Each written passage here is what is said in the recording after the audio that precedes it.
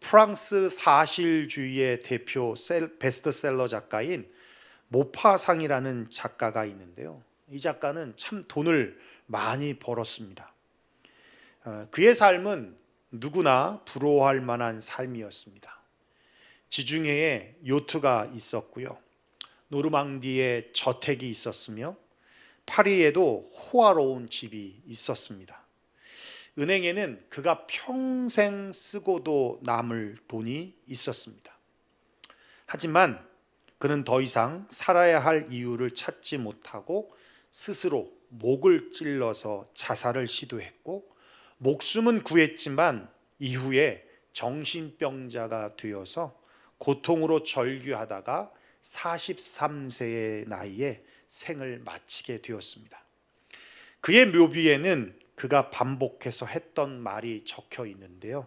이렇게 쓰여 있습니다. 나는 모든 것을 갖고자 했지만 결국 아무것도 갖지 못했다. 모파상뿐만 아니라 로큰롤의 황제인 엘비스 프레슬리는 41세의 나이에 약물 중독으로 죽었고요. 헐리우드 섹스 심벌인 마릴린 먼로는 37세의 젊은 나이이지만 약물 과다로 자살을 했고요. 팝 황제 마이클 잭슨은 약물 과다 복용으로 51세에 세상을 떠났습니다. 이 밖에도 우리가 부러워할 만한 것들을 가진 사람들이 비극적인 종말을 맞이하는 것을 봅니다. 우리가 생각하면 이해할 수 없는 일입니다. 왜냐하면 가져본 적이 없으니까요.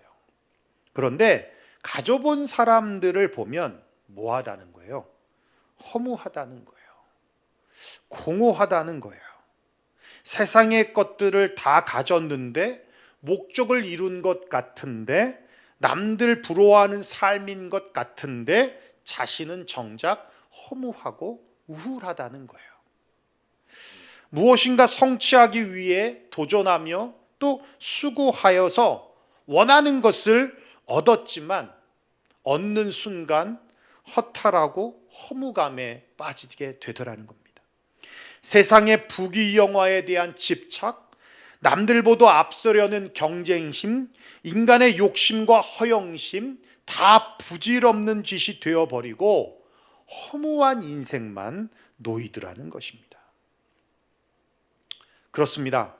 세상에 그 어떤 것을 가져도 채울 수 없는 마음이 있습니다. 하나님이 인간을 창조하실 때 하나님만이 채울 수 있는 공간을 만들어 놓으셨어요. 왜냐하면 하나님 자신이 우리를 향하는 목마름을 가지고 계시기 때문입니다. 하나님은 우리에게 은혜와 사랑과 긍휼을 부어주시기를 원하십니다. 그런데 우리가 하나님을 무시하고 세상의 것들로 우리의 마음을 다 채워버린다면 하나님은 주고 싶어도 주실 수 없는 거예요. 호세아서 11장 8절에 이렇게 말씀하고 있습니다. 에브라임이여, 내가 어찌 너를 놓겠느냐? 이스라엘이여, 내가 어찌 너를 버리겠느냐? 내가 어찌 너를 아드마같이 놓겠으며 어찌 너를 스보임같이 두겠느냐? 여기 아드마와 스보임은 지역 이름이에요. 소돔 고모라 성 옆에 있는 지역인데, 소돔 고모라 성이 멸망당할 때 같이 멸망당했던 지역입니다. 내 마음이 내 속에서 돌이키어 나의 긍휼이 온전히 불붙는 듯 하도다. 이 말이 뭡니까? 너 때문에 내 가슴이 뛰고 너를 불쌍히 여기는 마음이 불붙는 듯 하는구나 라는 의미예요. 이렇게 우리 하나님은 우리에게 은혜와 긍휼과 사랑을 부어주시기를 간절히 원하십니다. 그래서 세상에서는 채울 수 없는, 하나님만이 채워야 하는 그런 마음을 우리에게 주셨다라는 거예요. 그러므로 우리는 세상이 전부인 양 세상에 집착하면서 살아서는 안 됩니다. 나는 모든 것을 갖고자 했지만 결국 아무것도 갖지 못했다라고 후회되는 삶을 남기지 않기 위해서는 지금을 살면서 영원한 우리의 집, 영원한 천국인, 영원한 본향인 천국을 사모하고 소망하며 바라보며 사는 것이 크리스찬으로서의 세상에서 살아가는 삶의 아주 중요한 삶의 태도이며 자세다라는 거예요. 오늘 본문은 우리에게 믿음은 세상을 바라보는 것이 아니라 천국을 바라보는 것이다라고 말씀하고 있습니다. 믿음으로 천국을 바라보기 위해서 아주 중요한 메시지 세 가지를 우리에게 오늘 말씀해 주고 있는데요. 그 첫 번째는 죽음을 기억하라는 거예요. 죽음을 기억하라는 거예요. 13절에 이렇게 말씀하고 있습니다.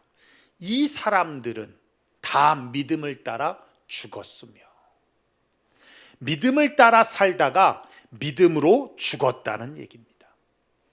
히브리서 9장 27절에 이렇게 말씀하고 있어요. 한 번 죽는 것은 사람에게 정해진 것이요 그 후에는 심판이 있으리니.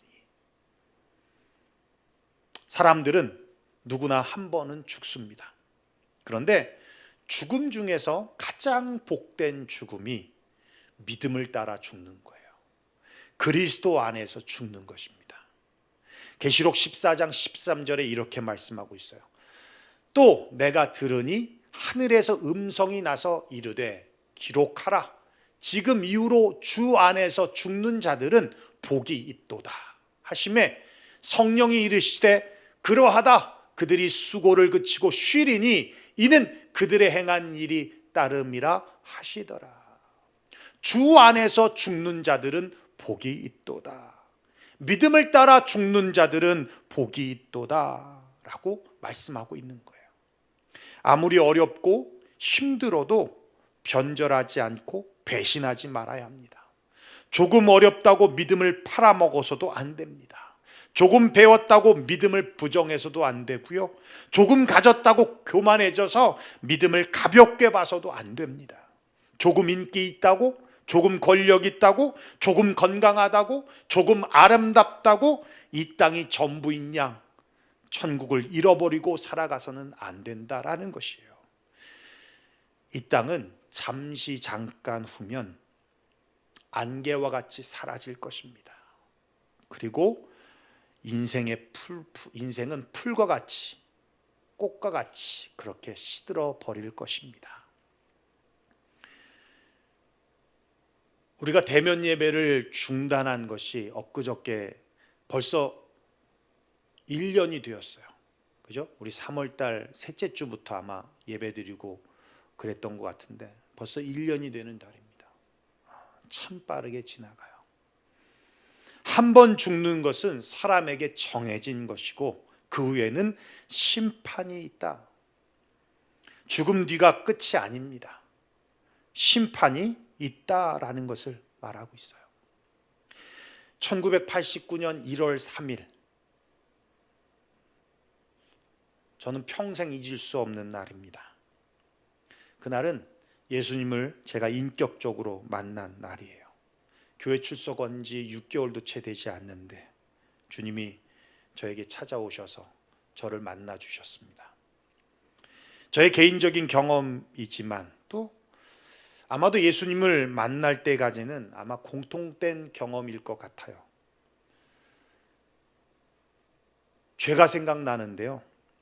기억도 못하는 죄들이 머릿속에서 마치 영화 필름처럼 아주 잠시 잠깐이었던 것 같아요. 물론 기도는 한 50분을 했어요.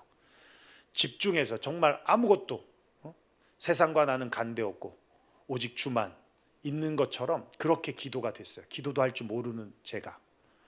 그런데 정말 영화 필름처럼 내 죄악들이 쫙 지나가는데 지금은 기억이 안 나요. 근데 한 가지는 기억이 나요.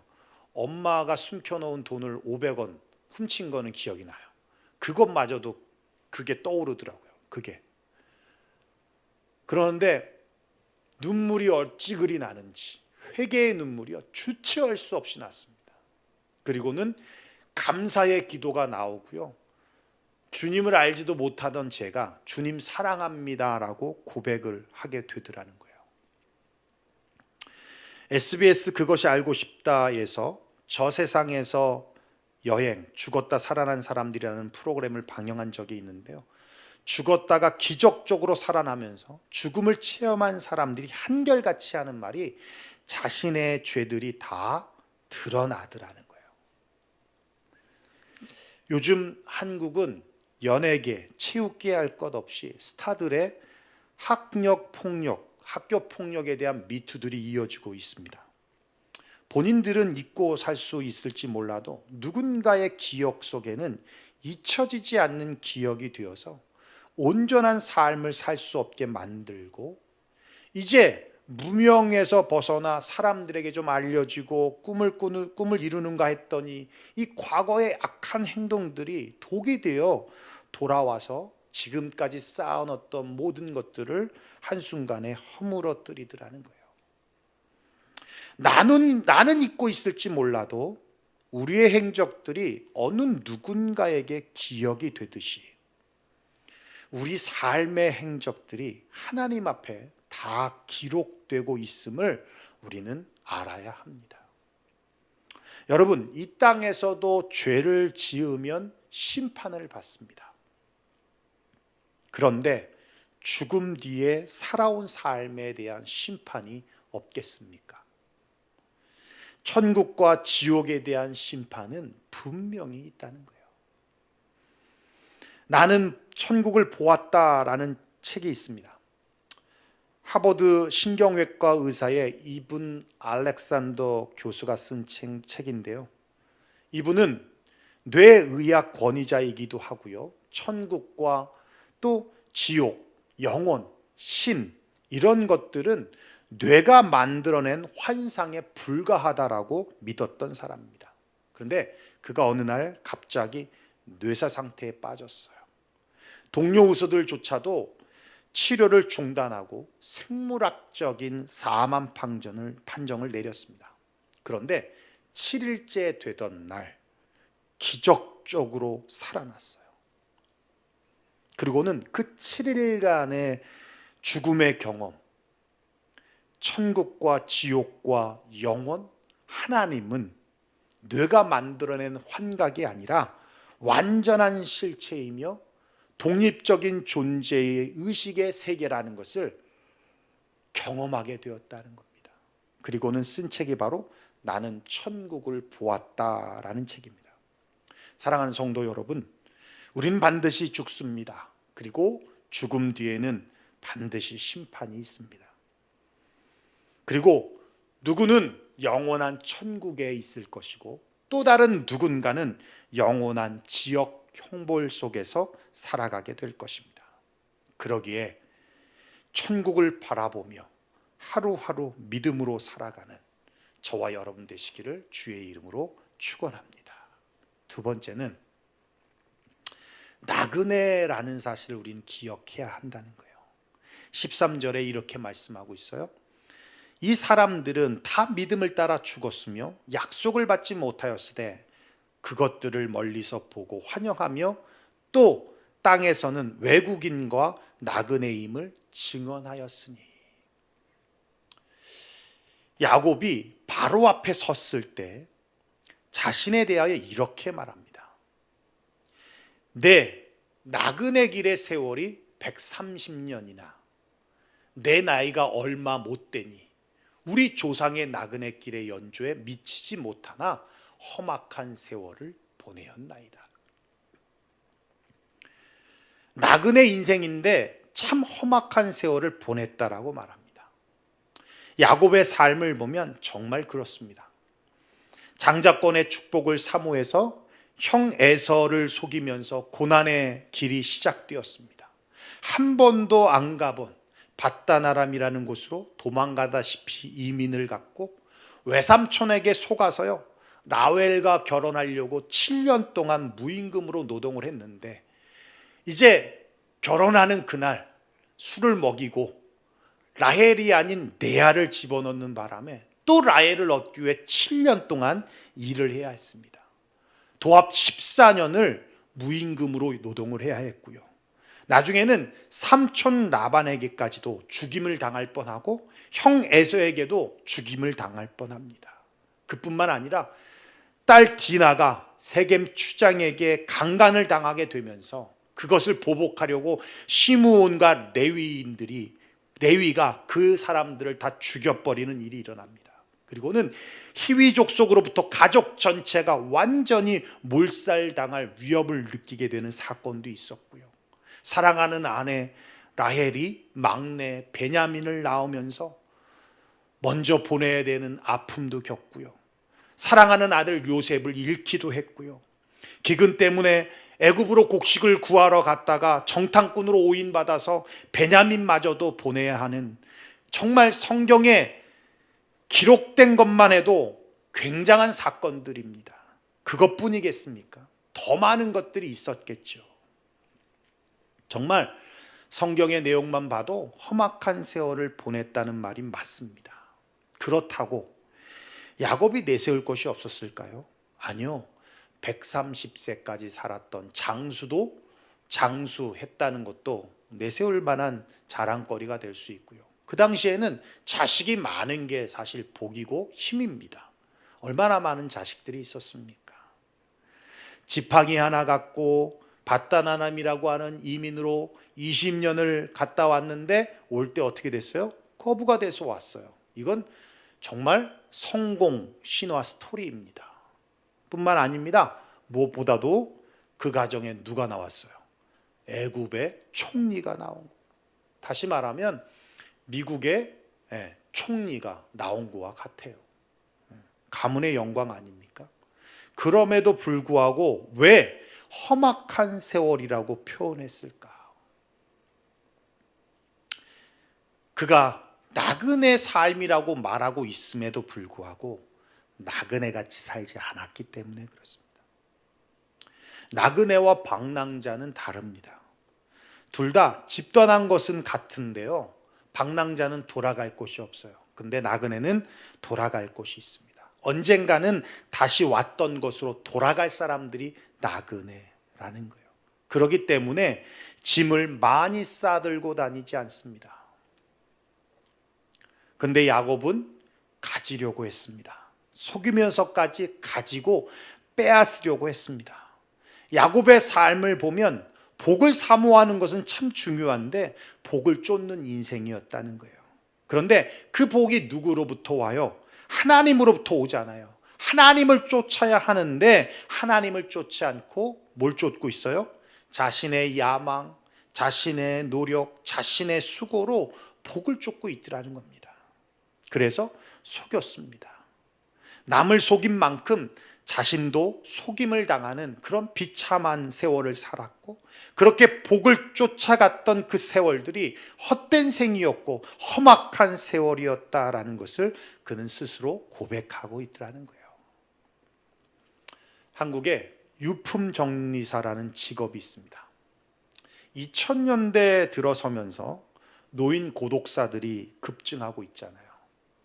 근데 저도 이제 작년에 한국을 갔다 왔지만 노인들이 홀로 돌아가시는 일들이 참 많아졌는데, 그래서 나라에서 복지적으로 그런 분들에 대한 관리들을 참 잘해요. 그래서 65세 되신 분들한테는 뭐 일주일에 한 두세 번씩 이렇게 관리사들이 가서 보기도 하고 빨래도 해주고요, 음식도 만들어주고요, 도시락도 배달하는 서비스도 해주고요. 그런 일들 굉장히 잘 돼 있어요. 그런데 그래서 요즘에는 사실 고독사 하시는 분들이 길게는 막 몇 년 동안 그냥 그대로 시체가 방치돼 있거나 그러잖아요. 그런 일이 거의 없어요. 대신에 이렇게 노령화되신 분들이 아니라 이 젊은 분들의 고독사들이 많다는 거예요. 그러니까 50대, 여기는 그 복지 사각지대잖아요. 아직까지는 50대까지는 이런 복지가 되지 않거든요. 근데 이혼하고 홀로 사시는 분들이 참 많아요. 그러다 보면 자살도 하기도 하고 또 홀로 돌아가시기도 하는데, 그래서 그런 분들을 방치가 많이 된다는 겁니다. 그렇게 홀로 돌아가신 분들에 대한 그 집의 그 정리를 해야 되잖아요. 그러니까 이분들이 본인 수두로는 고인들을 천국으로 이사 보낸다라고 얘기를 해요. 예, 그런 유품들을 다 정리해서 버릴 것들을 버리고 또 유족들에게 전달할 것들을 전달하는 그런 직업이 유품 정리사예요. 저희도 작년에 아버님 돌아가실 때 이분들이 정리를 또 다 해주셨거든요. 떠난 후에 남겨진 것들이라는 책을 쓴 유품 정리사 김세별 씨가 있는데요. 그의 책의 내용을 보면 일화들을 기록해 주고 있어요. 10년 동안 자신이 이 일을 하면서 겪었던 일화들을 기록해 주고 있는데, 자식들이든 누구든 사실 시신을 보는 건 참 두려운 일이잖아요. 그리고 오랫동안 계시면 부패되어 있잖아요. 얼굴도 다 부패되어 있고. 재밌는 건 자식들은 부모님의 시신을 봐서는 못 들어온답니다. 보지도 못해요. 그리고 거기 방에 들어가지도 못해. 근데 부모들은 자식이 자살하거나 그래서 홀로 죽잖아요. 그러면 뛰어들어가서 부둥켜 안고 운다는 거예요. 부모님의 사랑이에요. 죽을 때까지 자식을 못 놓고 가시는 부모님들의 사랑. 그런데 한 번은 자신들에게 의뢰를 했대요. 그리고 가서 이제 청소를 하려고 갔는데 아들이 기다리고 있다가 들어가지는 못하고 기다리고 있다가 그렇게 얘기를 하더라는 거예요. 아버지가 항상 침대 밑에 돈뭉치를 깔고 주무신다는 거예요. 그러니까 그 이불을 거두어 달라고, 있는지 없는지 확인해야 된다고. 그리고 들어가서 침대에 이불보를 다 지치고 보니까 진짜 돈뭉치가 있더라는 거예요. 한 5천만 원 정도, 5만 원권짜리가 다발로 쫙 뭉치가 있더라는 거예요. 근데 시신이 오래돼가지고 부패돼가지고요, 그 시신의 유기물뿐만 아니라 그 썩을 때 나오는 물들이 다 돈에 젖어 있었거든요. 냄새가 나고 얼마나 그 혐오스럽기도 하잖아요. 그것 때문에 못 들어가고 자기들한테 의뢰한 거 아닙니까? 그런데 그 돈을 보고는 건드리지 말라고 그러고는 자식들이 와서 돈을 다 챙겨서 화장실에서 씻더라는 거예요.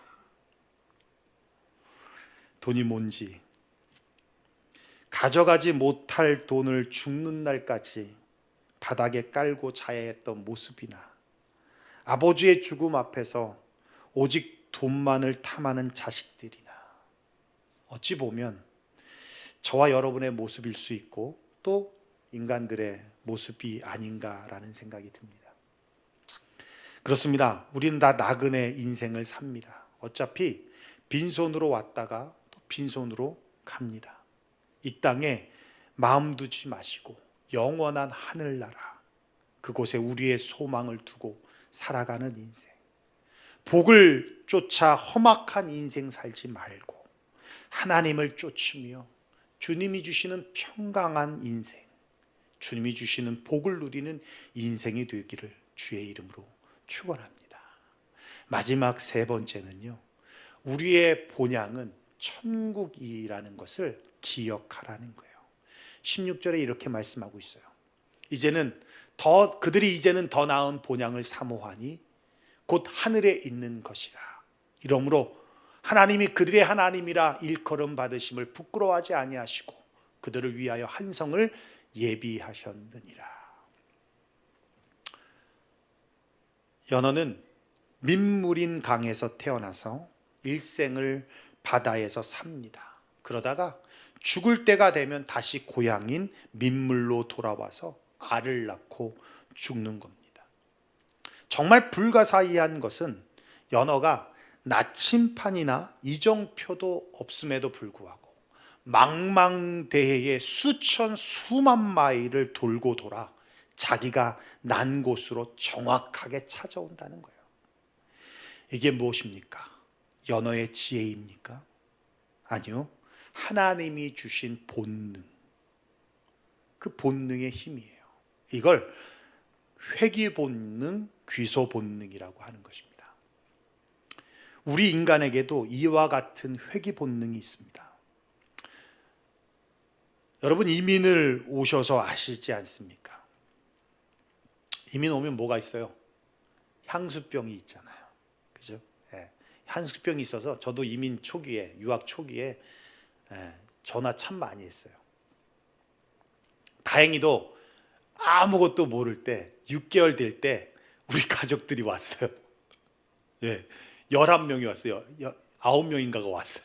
그때 지하에 살고 있었는데 원베드도 안 되는 지하에 원룸 같은 데 살고 있었는데 9명이 왔어요. 아버지까지 해서 오셨어요. 지금 생각하면 참 어처구니 없다. 아무것도 뭐 영어도 할 줄 모르고 아무것도 몰랐을 때였는데 오셨어요. 예. 그래서 저는 사실 덜 했는데 이제 우리 사모는 1년이 되니까 한국을 가고 싶어 하더라고요. 물론 사랑니 빼는 것 때문에도 갔지만 어머니 아버지 보고 싶어서. 예. 여기 향수병이 있잖아요. 못 견딜 만큼 고향을 그리워하는 거, 예, 그게 향수병이죠. 우리가 미국에 살지만 한국을 잊지 못하고 살고 있습니다. 이게 회귀 본능이에요. 회귀 본능. 사실 저는 미국에 살 생각이 없었어요. 유학을 와서도 3년 하고 한국 갈 것이다 라고 생각하고, 그리고 뭐 3년이 지났었을 때도 저는 미국에서 제가 물론 제 뭐 자식도 없지만 이상해요. 미국에 내가 묻힌다는 게 이상해. 그 자체가 이상해요. 여러분 안 그래요? 예, 그런 게 이상해요. 그래서 나는 미국에서는 안 죽는다 그랬어요. 근데 한 번은 장례가 나서 갔어요. 그 롱아일랜드인데 거기까지 갔어요. 이제 장례 집례를 하는 걸 내가 담임 목사님을 도와서 이제 하고 있는데 이제 땅을 파고 이러니까 시간들이 있잖아요. 그래가지고 이제 묘비에 뭐 어떤 분이 돌아가셨나는데 거기 보면 다 대부분 한국 분들이잖아요. 한국 분들이 이렇게 사놓는 데니까 한국 분들이 봤더니 제 이름이 있는 거예요. 깜짝 놀랐어요. 성은 달랐는데 병근이란 이름이 있는 거예요. 예. 그래가지고 야, 제 이름이 흔하지 않아요. 진짜. 예, 흔하지 않습니다. 그때 생각이 바뀐 거예요. 웃기죠? 예, 나도 여기서 죽을 수 있구나. 그때 생각이 바뀐 거예요. 예. 정말 우리가 나그네 인생이잖아요. 예. 다시 우리는 우리의 고향으로 돌아가게 되어 있습니다. 우리의 고향은 육신의 고향이 아니라 영원한 천국, 본향인 천국이 바로 우리의 고향이에요. 그곳에는 우리의 집이 있습니다.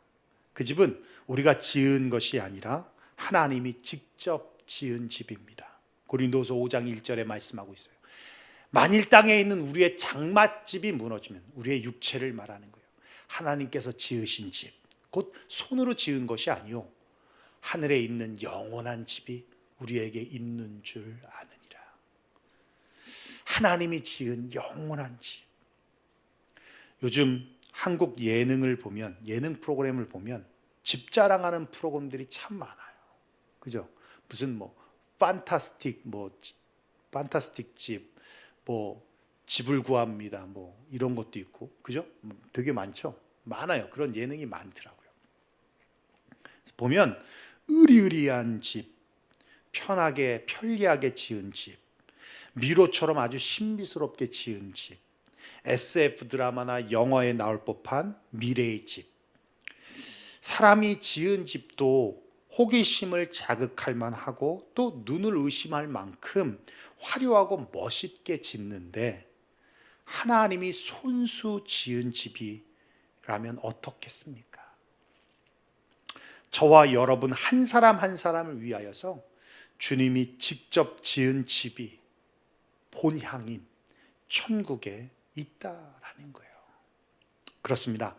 믿음은 세상을 바라보는 것이 아니라 천국을 바라보는 것입니다. 언젠간 겪게 될 죽음을 기억하십시오. 이 땅의 삶이 나그네의 삶이라는 것을 기억하십시오.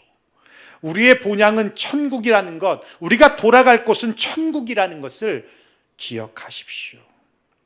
그러면 천국이 보일 것입니다. 그러면 하나님이 지은 우리 집에 대한 궁금증이 더 많이 생기게 되어질 것입니다. 그러면 천국을 더 사모하게 되어질 것입니다. 그러면 우리가 이 땅에 살면서 이 땅이 전부인 양, 야곱처럼 복을 쫓으며 돈을 쫓으며 성공을 쫓으며 그렇게 험악한 세월을 보내지 않을 것입니다. 이번 한 주간 살아가면서 천국을 사모하며 나아갈 수 있는, 믿음으로 그 천국을 바라보며 나아갈 수 있는 저와 여러분 되시기를 주의 이름으로 축원합니다. 기도하겠습니다. 오늘 말씀 들은 대로 우리 함께 기도했으면 좋겠습니다.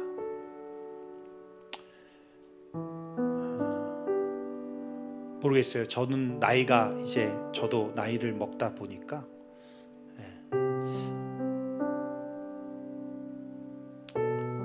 죽음이 가까워서 그런지 천국에 대한 생각들이 더 많아지더라고요.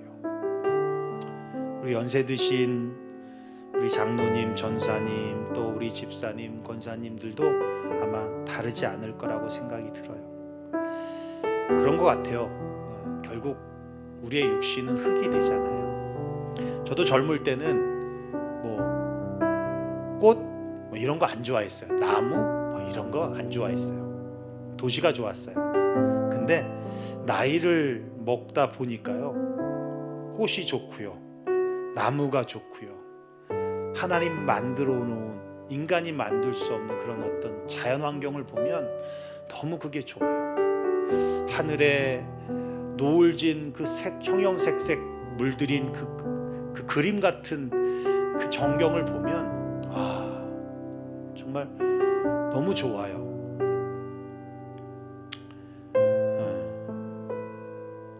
점점 자연이 좋아지는 것 같아요. 자연으로 가려고 하는 그런 것 같아요. 나도 모르게 이제 하나씩 놓아지는 것 같아요. 그리고 살다 보면 또 지병들이 생기잖아요. 그러면 정말 먹고 싶어도 관리해야 되는, 그래서 먹고 싶어도 못 먹게 되고 또 먹고 싶지도 않아져요. 전 참 주전부리를 많이 했거든요. 과자 같은 거 참 좋아했는데 이제는 과자 잘 안 먹어요. 그런 것 같아요. 점점 이젠 하나씩 끊어지는 것 같아요. 우리 젊은 친구들은 아직 잘 못 느끼겠지만, 그런데 젊은 친구들도 결국은 우리 인생의 선배들, 어르신들 같이 그렇게 갈 겁니다. 반드시 그렇게 가요. 여러분들도 저와 같이 생각하는 때가 올 겁니다.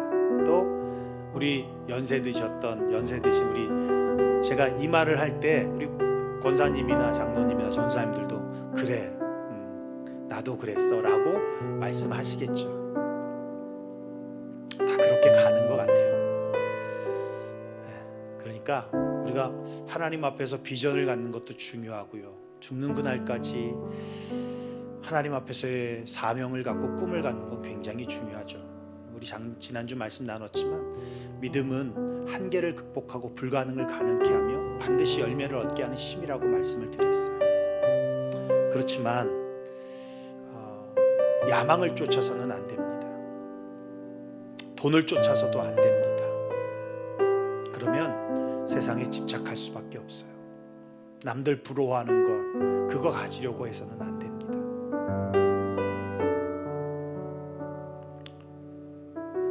그거보다 이루 말할 수 없는 천국이 우리에게 있습니다. 돈으로 살 수 없는 상급이 천국에 있습니다. 우리에게 주님이 예비해 놓으신 우리의 모든 형편과 상황에 맞는 그러한 집을 우리 주님이 손수 지어 주신 그런 집이 천국에 있습니다. 그곳에서는 눈물도 없고 슬픔도 없고 아픔도 없다라고 했어요. 상처도 없다라고 했습니다. 우리 아까 찬양 함께 나누었죠. 주의 흘리신 보혈의 피가 내 상처보다 진하다고. 보혈로 씻겨지지 않을 상처는 없어요. 주님의 은혜로 지워지지 아니할 아픔도 없습니다. 천국이 바로 그런 곳입니다. 죽음을 좀 더 기억할 수 있다면, 이 땅의 삶이 참 나그네와 같은 삶이라는 것을 기억할 수 있다면, 우리가 영원히 살 집이 여기가 아닌 천국이라는 것을, 우리의 본향이라는 것을 기억하며 살 수 있다면, 우리가 좀 더 초연한 자세로 삶을 대하지 않을까라는 생각이 듭니다. 우리 함께 기도했으면 좋겠어요. 하나님, 감사합니다. 저에게 천국을 준비해 주시고 주님이 지은 집을 허락하시니 감사합니다. 이 땅에 잠시 잠깐 주님의 사명을 따라 태어났지만 그 사명 감당하는 그날까지 이 땅에서 주의 영광 위에 살게 하시고, 그리고 저 천국에서 주님의 부르심을 따라 주님이 지으신 그 집에서 영원토록 주님과 함께 살아가는 그날을 바라보며 오늘을 살아가게 해 주옵소서. 우리 이렇게 함께 기도하며 나아갔으면 좋겠습니다. 함께 기도하겠습니다. 고마우신 우리 아버지 하나님, 그렇습니다. 정말 우리에게 주님이 준비해 놓으신 천국